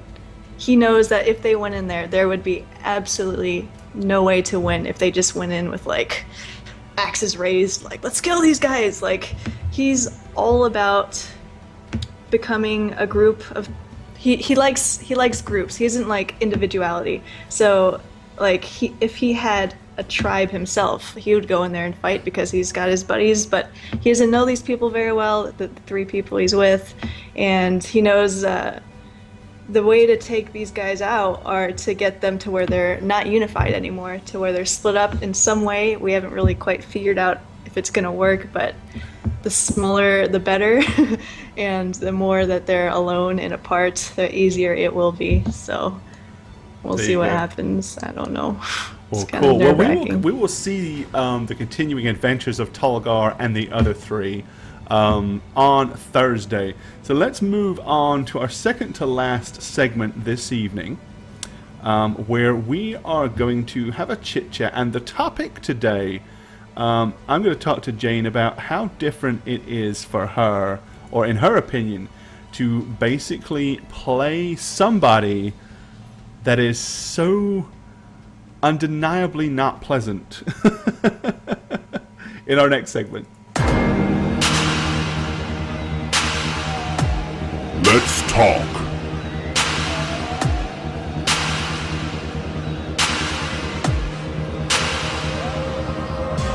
All right, let's talk evil. Let's talk about evil. Sure. So, bottom line is, in in decades of running games, from every edition that we've gone through, one of the things that I have seen time and time again be one of the biggest challenges for new players or experienced players is playing evil characters well. It is easy to do the right thing because you know what the right thing is, and it's a simplistic path. That being said, even having to do that to an extreme, like playing a lawful good alignment for a paladin, or a lawful good alignment for anybody that has a specific set of rules and goals, is a challenge within itself, but it is at least defined for you. So playing evil, when you started thinking about how to be evil, like, I mean, did you see it as a challenge, or did you kind of think, yeah, I can do that, it's no problem? No problem at all. No, I think it's definitely a challenge. You have to be so nuanced, like, with how you develop your character's personality, because it's just so easy to fall into the murder, kill everybody, and I don't want to do anything for anybody, and I'm not going to be friends with anybody. But you can't do that with our campaign, because we have to get along as a group. We have to drive the story. You know, there needs to be a give and take with the evil. You have to choose what your character is willing to do and what they're not willing to do, and you have to try to learn how to stick to that, which is the challenge, because I've never really played an evil character except for Kia. I don't know. She's not evil. Kia's not evil. So, she's just dubious. She's just stupid. Yeah. So Kia could have fit in this party. Yeah, I'm just saying, she could have fit evil, in this party. She could have. It's the difference between being evil and just being stupid. You know, you gotta really think about it, every action you do. Right. Yeah, I mean, it's a lot harder to kind of think about as you said, the nuances of your decisions, because just because you can doesn't mean you should. Doesn't mean it's worth doing. The consequences are so often... You can be impulsive. A bad guy can be impulsive and do something without conscience, without consequence to him emotionally. He's not going to feel bad. He's not going to be like, oh my God. He may even enjoy it. But then the understanding knowledge of, yes, but if I do that, these things will happen. Am I willing to do that to get this 5 seconds of gratification? You know, it's And I think that's where a lot of people fall down, is they feel like they must be evil. Everything they do must be evil. Whereas in fact, the reality of it is, you don't have to physically do evil things, hardly ever. The difference is you're willing to and will. You Like, know, I think the absolute first thing Tolgar was faced with in this new campaign is when Shagget's character Emlyn kind of puts in his mind that Tolgar should help him. Right. And like, you know, like the evil me would be like, haha, no, I'm not going to help you. I'm going to go save myself. But like, when I thought about what Tolgar would actually do, he would find some usefulness in Emlyn to help him carry the plank out and then jump off together and float on the thing. So, well, and yeah. I really like that, because the way that played out was like, okay, you know what? Sure. But notice once they got got to the top of the deck, Tolgar did not wait for Emlyn, did not try to take Emlyn with him. It was like, Yeah. sure, you helped me carry it up the plank. Now you're out of the water, I'm out of the water. Later, dude. And he immediately went back to me first, selfishness first. Emlyn leapt off after you and grabbed hold of the same log, so you didn't like push him off. Which again, it could have been like, no, I'm gonna wait until we're out in the ocean, and then I'm gonna grab him and hold him under the water and drown him. Ha ha ha! Why? Because I could. That's what I would have. That's what I know a lot of players would have done, and they wouldn't have thought about.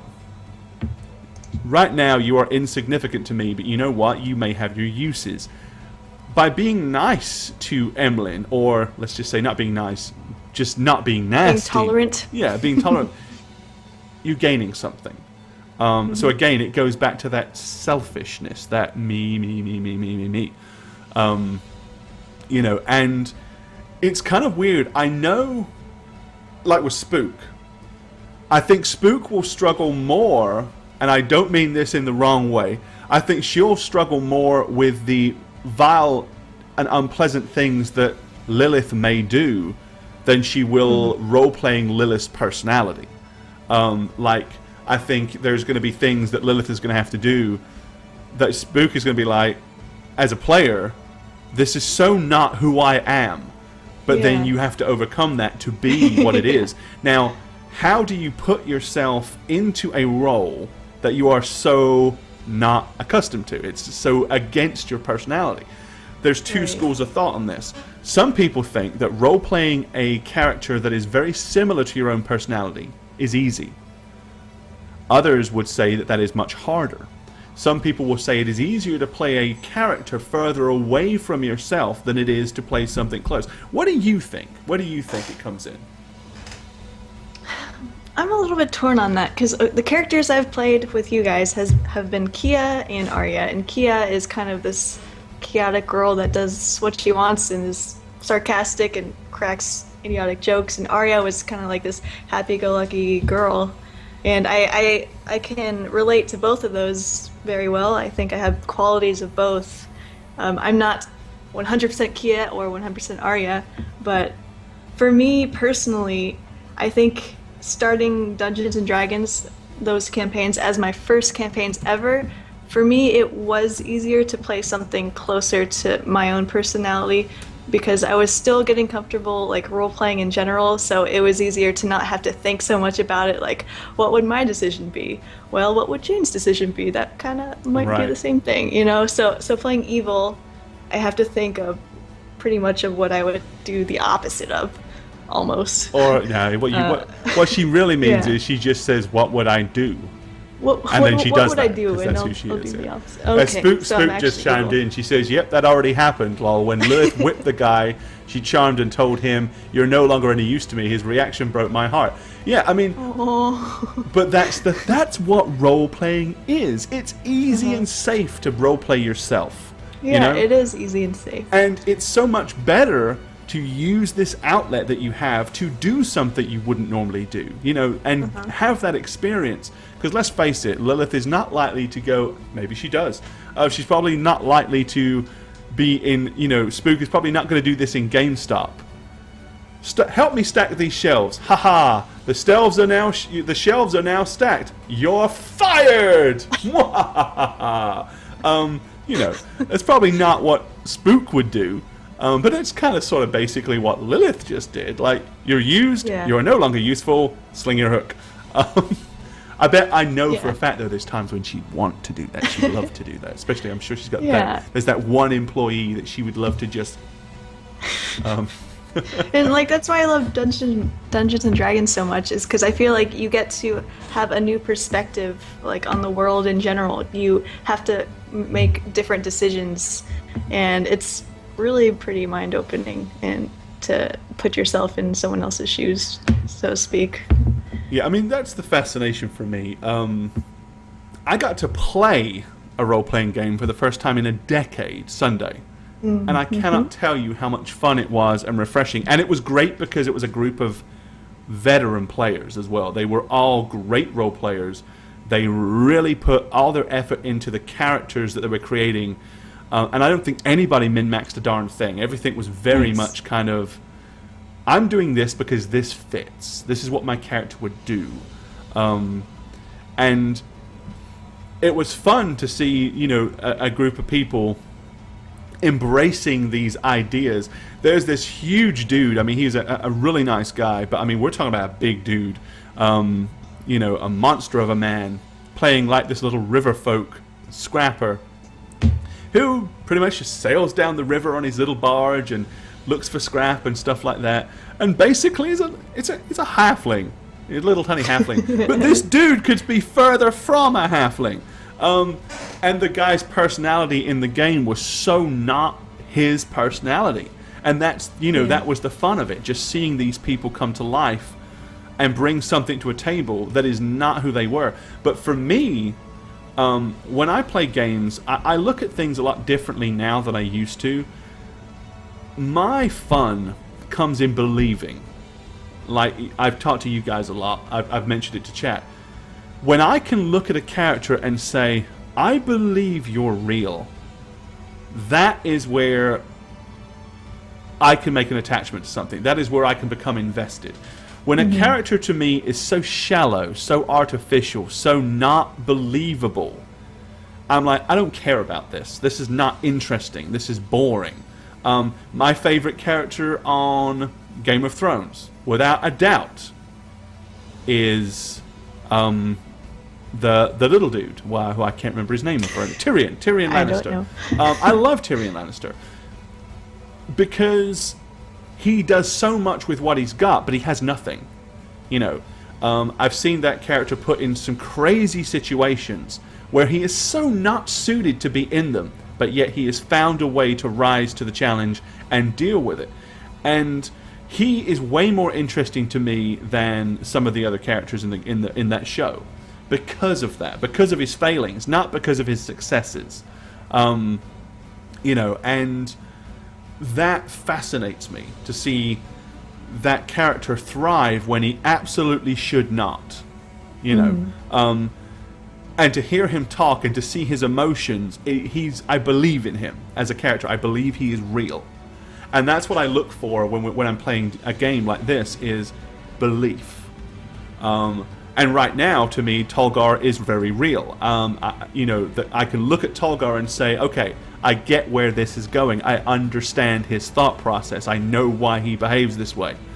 As opposed to, you know, if he was, you know, immediately trying to come up with a plan where, well, I know you can do this, Emlyn, so why don't you do that, and you do this, and you do... that's not how he's going to think. You know, it doesn't fit Tolgar. And I think it's the same with Emlyn. There's points where I know, as a player, Shaggot is probably thinking, this is what we should do. But he's like, but Emlyn doesn't care. He's not going to put himself out there to say that. Even though it benefits him, he's not going to go down that path.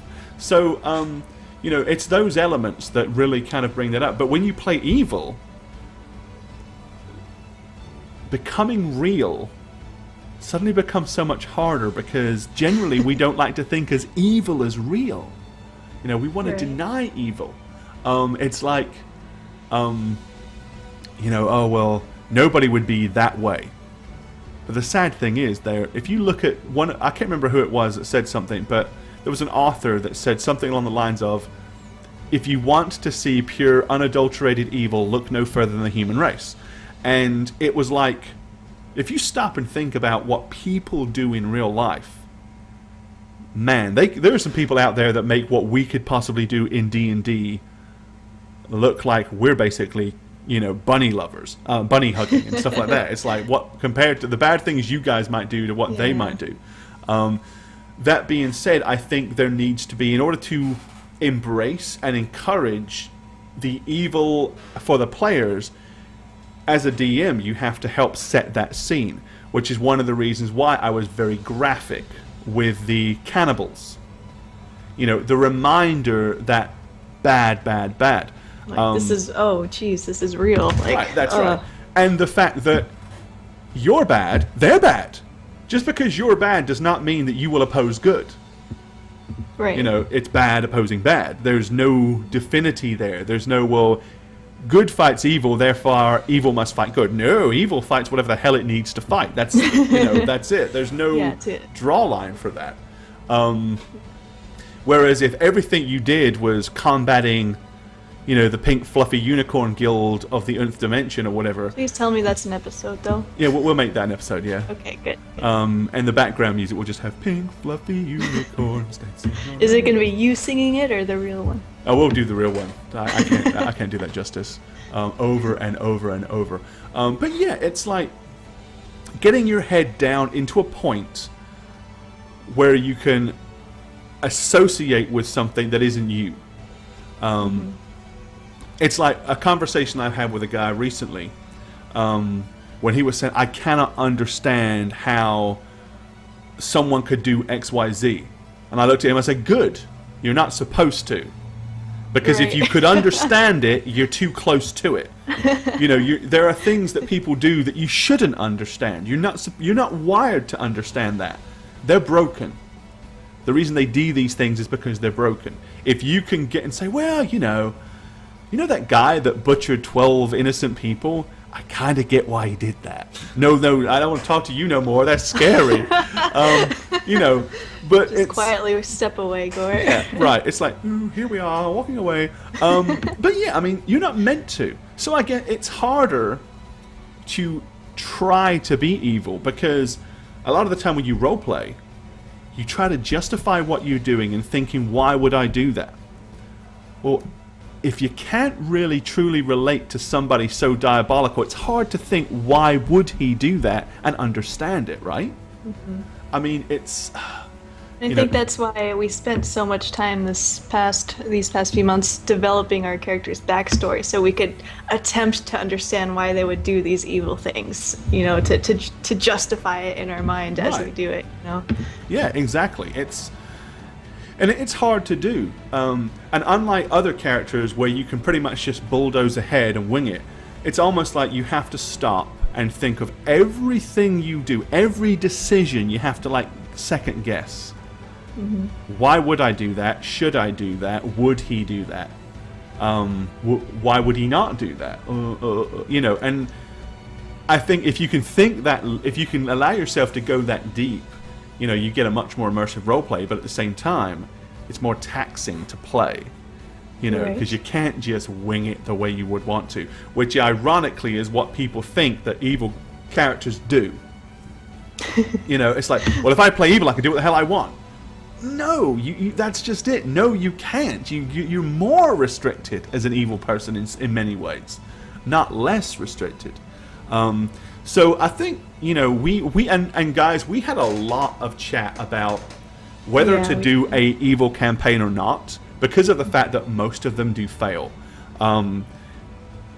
That being said, we are constantly kind of reevaluating and looking and trying to keep each other in check as well. So I think that's going to be part of why we hopefully we'll manage to pull this off and make it work.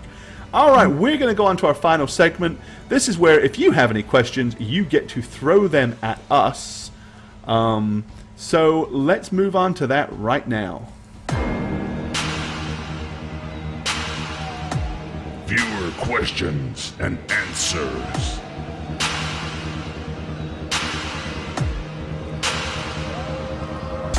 All right, we will take your viewer questions and answers right now. Actually, we won't take your answers, we'll just take your questions. Tolgar is lawful evil, which a lot of people seem to have a problem with for some reason. Yep. Because they apparently can't exist lawful evil barbarians. No, but I promise you, it exists in my character. Right. Bottom line is, the concept of a lawful evil barbarian, or a lawful barbarian, is because it's almost like a barbarians. The initial visualization of a barbarian is that they're very selfish and aloof and don't have to adhere to a code and stuff like that. And then the other side is basically, on a metagaming side, is to make sure that you can't multi-class with the wrong things. Like a barbarian monk would be hell on high water, right? So things like that. The point with it is, it doesn't necessarily matter what characters start out as. We allow characters to adjust and change. Tolgar's had things happen to him that have modified him and the way he thinks from what he normally was. Now, who am I as a DM to say your character is never allowed to develop a code of ethics? That's not okay. That's not, that would be ridiculous. So through the story, your backstory demonstrates certain things. So that is kind of why Tolgar is lawful evil. And more of that will come out as we go. Yeah, Tolgar definitely has 2 or 3 different personal mantras that he likes to recite in his mind, like before he goes to bed and stuff like that. Like he truly has a certain code that he lives by, for there sure. You go. Rock Lobster, how was Tortured Earth? I managed to make a few prototypes. Man, it was awesome. I cannot wait to bring Tortured Earth to Howreroll.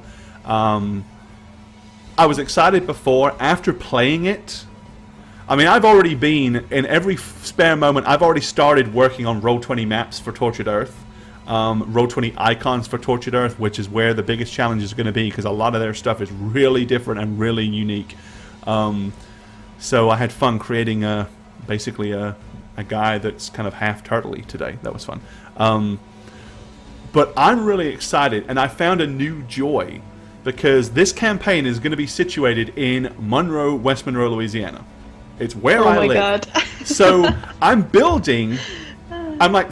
It's like where the campaign that we played. And I'm not going to give you again, because we're going to play the campaign I'm playing right now with the creators of the game is what I'm going to run initially for Howreroll, and that is going to become a published module. So you're going to see it on Howreroll before it's ever printed. So when months from now it's printed, you can be like, ha, saw that before it even hit the shelves. So in a way, we're going to kind of get to play test it for those guys as well. But the really fun thing with that was, we started out in a place I know. We started out in buildings I recognize, but yet altered differently. So sitting down on Roll20 and creating those places is going to be fun for me. But yeah, man, the game itself, the system, it couldn't be easier, and yet at the same time, it just works so well. It's fantastic. They did a great job with it, really did. I'm excited. Is Tolgar a werebear? What? He's a were teddy bear. Here's Emlyn one would like from- to cuddle with him at night, at least. I think so. Rainforest says, Howreroll, hello. I just started my own first D&D homebrew campaign last Saturday with a group of people that only 2 have any experience with the game. I personally don't have any experience with D&D either. What kind of tips could you give me? Well, I'll give you one from a DM perspective, and Jane can give you some from a player perspective. From a DM perspective, initially, I would say do 2 things. Make sure you understand the basic rules, and I mean basic. Don't worry too much about all the finite little stuff. That'll come. Secondly, allow yourself to make mistakes and allow the players to make mistakes. Oh, that was mine. And learn from, I'm sorry. So, make your mistakes. If you realize you ruled something incorrectly, at the end of the game, be willing to say, okay, you know what? That wasn't right. In future, let's do it this way. But the biggest tip, I would say, as an aspiring DM, is just to enjoy the experience and learn as you go, because I don't care what anybody says, the more you play, the more you DM, the better at it you will get. It's naive to think that anybody can DM for just a few months and be this awesome dungeon master, because I started at 11 years old. When I was 20, I looked at myself and thought, oh my god, I can't believe I DM'd that way when I was 11 years old.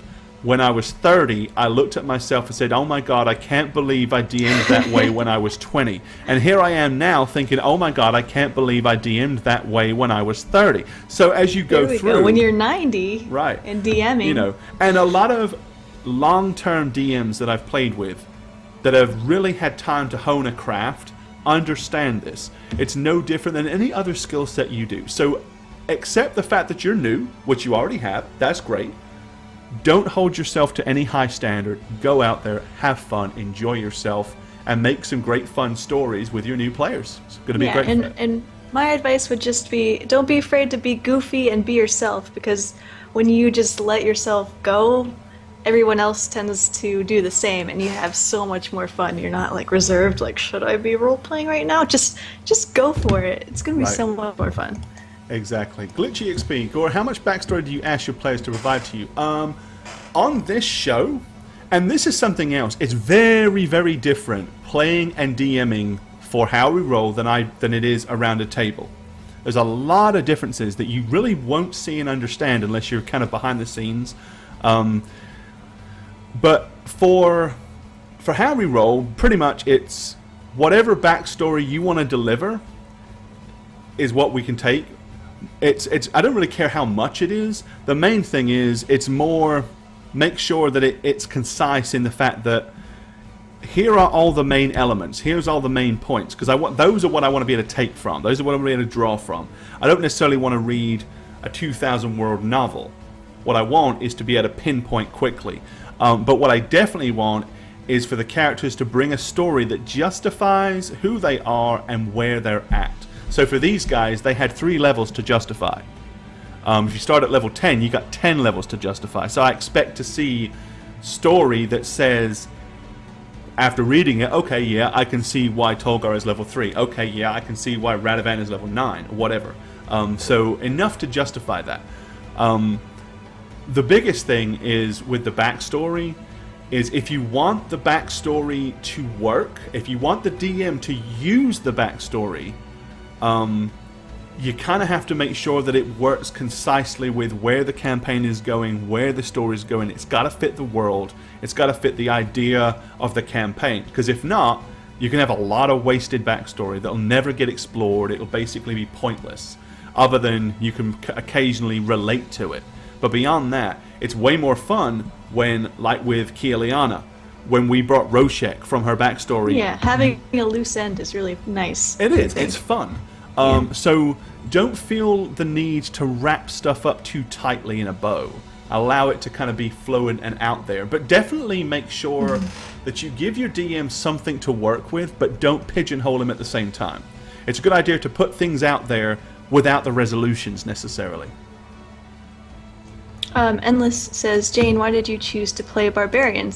A few different reasons. First of all, my last 2 characters were like so weak that I thought it'd be super fun to play just like a super bulky character and just be able to just whack the crap out of things, you know. And also I started playing a Barbarian just like in a game of Pathfinder that I play here, and I was having a lot of fun with it, so I thought I would try it with D&D 5e, and so far I've loved it. Good. I can definitely tell I think you're enjoying this one. I think you enjoy this definitely more than you did Aria. I don't know about Kia yet, but... Yeah, I don't know about Kia yet either. We'll see. Rock Lobster, is it going to be Fallout-ish? Yes, it's... Tortured Earth has a very kind of Fallout meets Mad Max feel to it. Very kind of strange. It's like strangely apocalyptic. It doesn't really feel like the end of the world so much as the complete reimagination of the world. It has a lot. To me, I really relate to it because I believe a great story should always have some anchors in reality. Tortured Earth automatically has that because the reality is Earth. So you can take Tortured Earth and we could run it in, we could run it in Cincinnati. We could run it in New York City. We could run it absolutely anywhere. And you can relate because it's real. But the fun is how it's changed, how the modifications are. So yeah, it's very, very fun and very, very gritty. And very non-conventional, which is great. Snuggler asks, Jane, do you think you'd ever roleplay as someone exactly like you? While that doesn't seem like roleplaying, it'd be interesting to put yourself in a fantasy world to think how you'd act. Actually, yeah, there was this one game that I really want to play sometime. I think Fantasy Flight does it. It's like a zombie, end of the world, zombie apocalypse type game, where like you literally, like, for your character, you are yourself, and what you have on you is what you actually brought with you to the table. Like, in my purse, I brought some gum, and I guess this hand grenade. I just have that in my purse, by the way. Which Jane always carries in. And like to try to make decisions as myself, you think that'd be super easy, but sometimes like it makes you actually explore. Like, what would I actually do in that situation? I have no freaking clue. Right. So it'd be interesting. Joe Colton says, Gory, are you going to release the Roll20 maps with the campaign? Honestly, dude, I don't know. That's not a decision I get to make. We're working directly with the creators of Tortured Earth. Howreroll is going to be the official live broadcast for them. They will push it. They will endorse it. They're going to be behind it. You're going to see us at conventions with them in the future, doing stuff with them. So when it comes to Howreroll and Tortured Earth, they get a lot of say in what we will or will not do in the future, purely out of respect for the fact that it's their game. So I can't answer that yet, but I think it's a it's a good possibility. Let's see. How do you create such believable NPC characters? Your NPCs feel like real people. Pretty much the same way that I encourage the players to make their characters believable. I stop and think about everything. I try to justify why everything is the way it is. Why I don't just say, for example, when I create an NPC, I don't sit down and say, this guy's an asshole. He's mean, he's selfish, I can't do that without why. So if I put this guy's an asshole, I'm like, okay, why is he an asshole? Well, because... And by having that level of depth, it's easier to bring the character to life. It's easier to make a character believable, an NPC believable. And I try to impart that to the player characters in the same way. Like, don't just do it because you think you want it. Do it because it fits. Do it because you can justify it believably.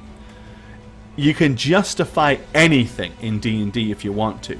But justifying it believably is the key to realism, and that is one of the reasons why the characters kind of do feel that way, and the NPCs feel that way more, is because they are believable. They're not, yeah, right. How many times have you watched a movie and seen something and you're like, there is no way that dude could do that. There is no way that would have happened. And you lose a sense of connectivity with that character on the movie. Whereas when you see a character do something and you realize that's not what he wanted to do, but it's what he had to do, even though it was to his own detriment, you immediately get emotionally connected with them because you feel that struggle. That's the point. Want that for the players, the player characters as well as the NPCs.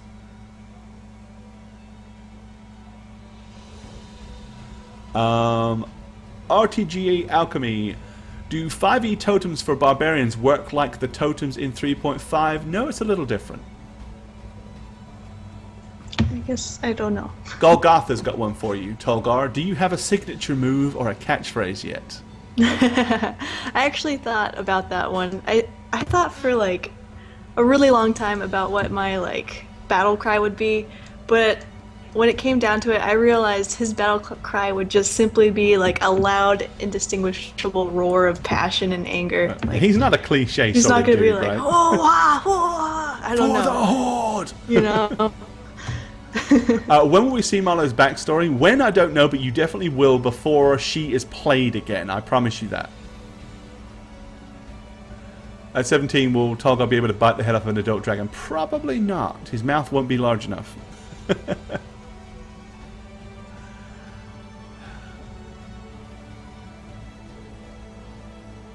How do you get a character's background out of the character? I got an OC that's not talking to me. I don't know.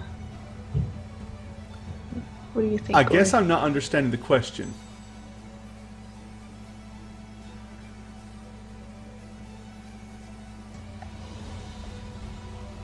Yeah, I guess I'm not understanding the question on that one. Do you know what you're saying, Jane? No. I'm Okay. sorry. Reiterate that, DB, Yeah, so we can understand what you're saying. Can we organize non-stream games of Tortured Earth because it feels so good? Well, of course you can. I mean, if you own the game, you can play it any way you damn well want. If you mean, are we going to do it? Probably not, because we don't have time. But we will be streaming it a minimum once a month, and I will be doing subscriber Tortured Earth sessions as well. Nice. That's really cool. So, I want a zombie story where humans are bringing the apocalypse to the zombie civilization. See, now, Endless, you can totally do that in Tortured Earth. You totally could. Gore, you ever run a Shadowrun game? Absolutely, many times. Like that? It's a bit more gritty because you don't have the technology that you do in Shadowrun. How'd you get a one-armed goblin out of a tree? You wave at it. Oh. Good one. Thanks, Super Mega Punch. We do definitely try. How long does it take you to set up a tavern or anything specific setting? I find it get lost in detail and takes forever writing up things that don't often become relevant to my players. Man, it's experience. You learn what becomes more relevant. Sometimes you have to do a lot of background work that you know is not going to get explored. That's part of the territory. If you want to be able to... Either that, or you have to get to the point where you can improvise incredibly well. I'm trying to create a backstory for my own characters, and I'm just getting nothing out of them. Okay, I see what you're saying. Oh. Okay. So, first thing I would say is, going back to what we just said, find an anchor in the reality. So think of something emotional that can be a driving force for that character and start with that as your anchor. And then begin to kind of allow your brain just to kind of wander. Write down notes. Just doesn't even have to make sense. Just start writing down things, about things that your character may or may not could do.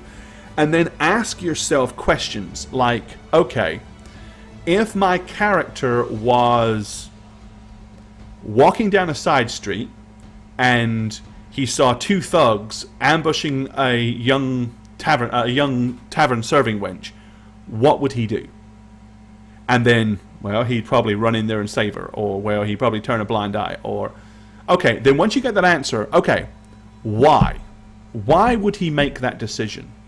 Why does he feel that way? Well, he would rush in and help because when he was younger, he had a younger sister that was killed by thugs, so he has a particular affinity towards that sort of thing. And slowly it'll start to develop and build.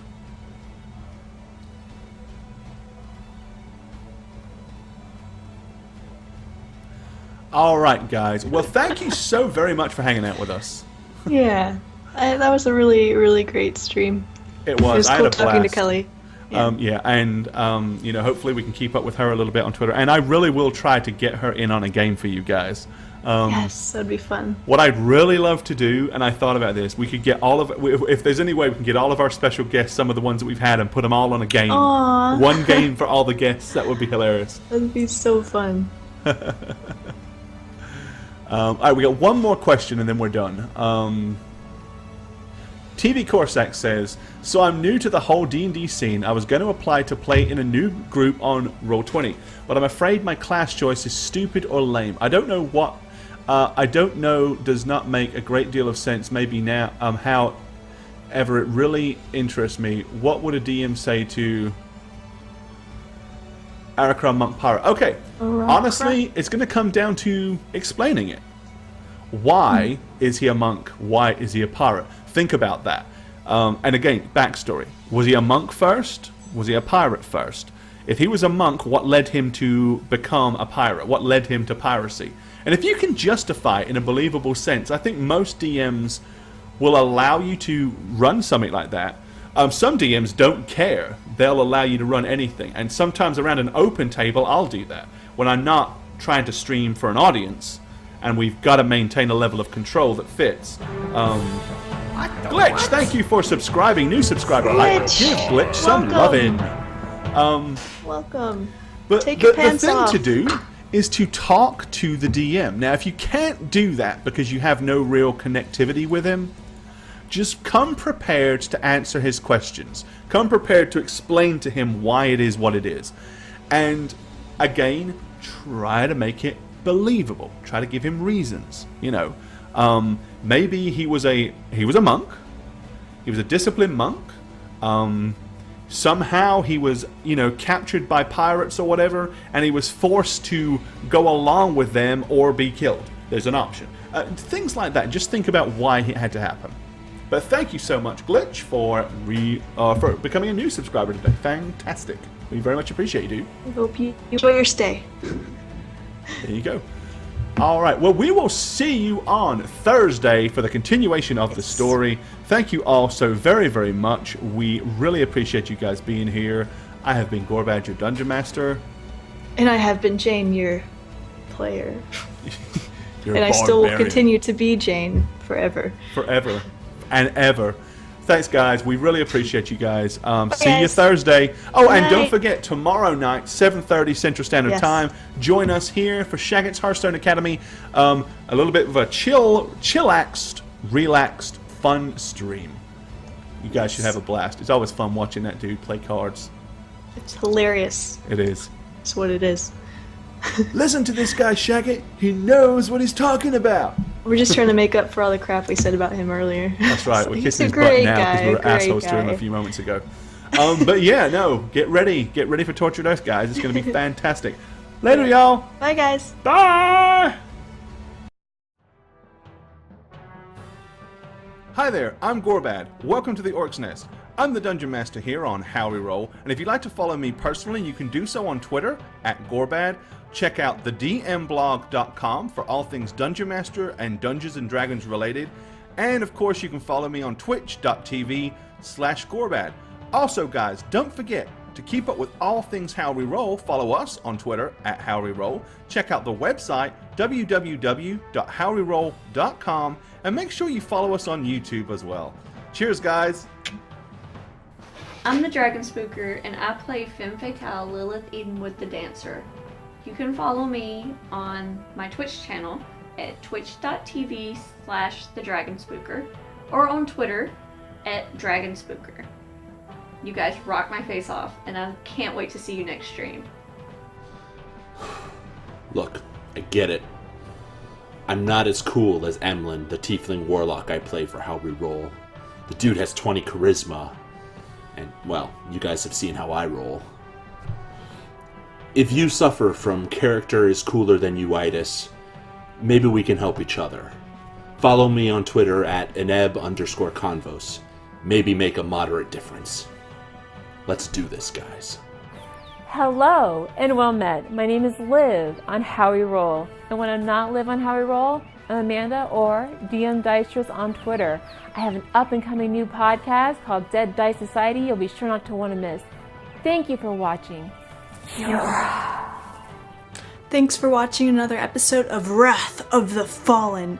I'm Jane, and you can follow me on Twitter, the only place where it counts, @Jane on Twitch. That's with a 0, not an O. Peace, suckers. So bad.